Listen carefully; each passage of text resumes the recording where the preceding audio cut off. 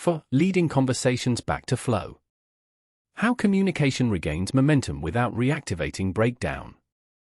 After a reset has stabilized the interaction and trust has begun to return through reliability, the conversation reaches a delicate phase.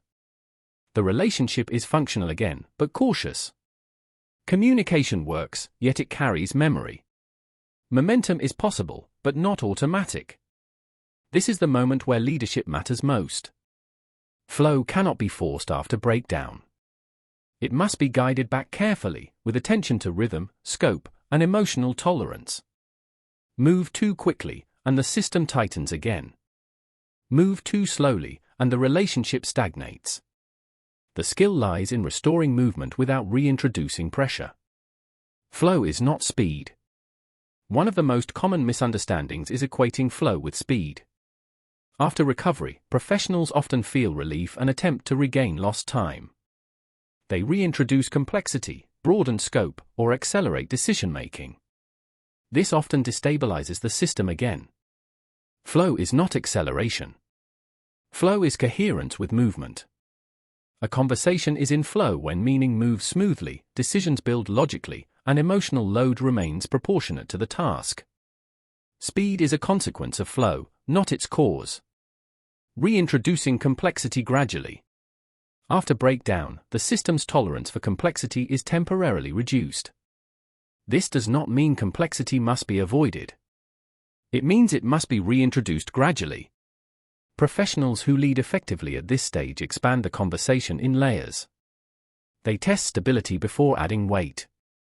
They observe how the system responds to increased nuance, additional stakeholders, or tighter timelines. If the system holds, expansion continues. If it tightens, containment resumes. This responsiveness preserves momentum without risk. The role of predictability in restoring flow. Predictability is the bridge between recovery and flow. When clients know what to expect, how decisions are made, how changes are introduced, how communication will unfold, they relax. Cognitive energy shifts from vigilance back to engagement. Predictability does not mean rigidity. It means transparency of process. Clients feel included in the rhythm rather than subjected to it. Re-establishing shared direction. Breakdown often disrupts shared direction even when goals remain unchanged. Leading conversations back to flow requires quietly re-establishing that direction without reopening the past. This is done not through declaration, but through alignment in action. Decisions relate clearly to stated objectives. Trade-offs are explained calmly. Priorities remain consistent. Shared direction becomes visible again through coherence rather than explanation. Why confidence must remain understated. At this stage, confidence is important, but it must be understated. Overconfidence can feel dismissive of what happened. Excessive optimism can feel naive. Quiet confidence reassures without provoking defensiveness. It signals that the system is being held carefully, not driven aggressively. Clients respond to steadiness more than enthusiasm. Watching for residual sensitivity. Even as flow returns, sensitivity may remain around certain topics, decisions, or individuals. Skilled professionals notice these areas and handle them with restraint. Avoiding them entirely can stall progress. Pushing through them can reactivate breakdown. Navigating them requires awareness rather than avoidance. Flow tolerates sensitivity when it is acknowledged implicitly. Integrating the breakdown rather than erasing it. One of the strongest leadership moves is allowing the breakdown to become part of the relationship's history without becoming its definition. This integration strengthens resilience. Both parties learn what destabilizes the system and what restores it. This learning does not need to be verbalized to be effective.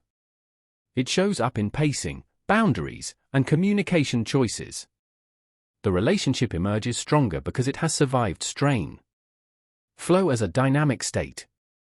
Flow is not a permanent condition. It shifts with context, pressure, and change.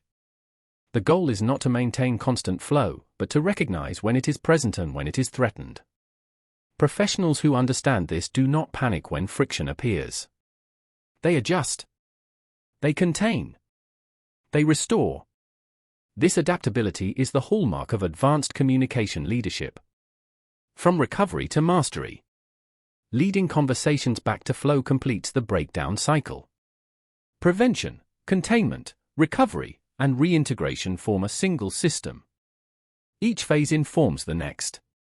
What distinguishes experienced professionals is not their ability to avoid breakdown entirely, but their ability to move through it without damage and to emerge with stronger alignment on the other side. This is not crisis management. It is communication mastery. Case: the contract discussion that teetered on the edge. A Portuguese supplier and a British procurement lead were negotiating a contract extension. Both were experienced, professional, and respectful. But as the conversation progressed, frustration began to leak into the edges of the dialogue. The supplier felt the timelines were unrealistic. The procurement lead felt the supplier was avoiding responsibility for previous delays. Neither expressed this openly. The atmosphere, however, grew taut. A sudden silence fell, heavy, tight, fragile. The consultant supporting the negotiation sensed the emotional crack before words reopened it. She intervened with steady tone. "Let's slow this for a moment. There's something important underneath the pace we've reached, and we'll find it more clearly if we soften the rhythm." The supplier spoke first. Then the procurement lead. Both finally articulated the tension they had been carrying alone. The conversation didn't just calm. It clarified. Calm isn't the absence of emotion. It is the restoration of a space where emotion can express itself without distorting meaning. Scenario practice: holding the emotional field. When emotions rise, reduce your vocal intensity by one level.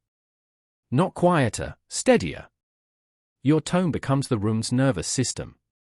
Reflection: repair is a form of leadership. Breakdowns are inevitable in multilingual, multicultural work. A difficult tone. A misread email. A misunderstanding wrapped in haste. A conversation that collapses before anyone realizes it's happening. But breakdown does not define the relationship. What you do next does.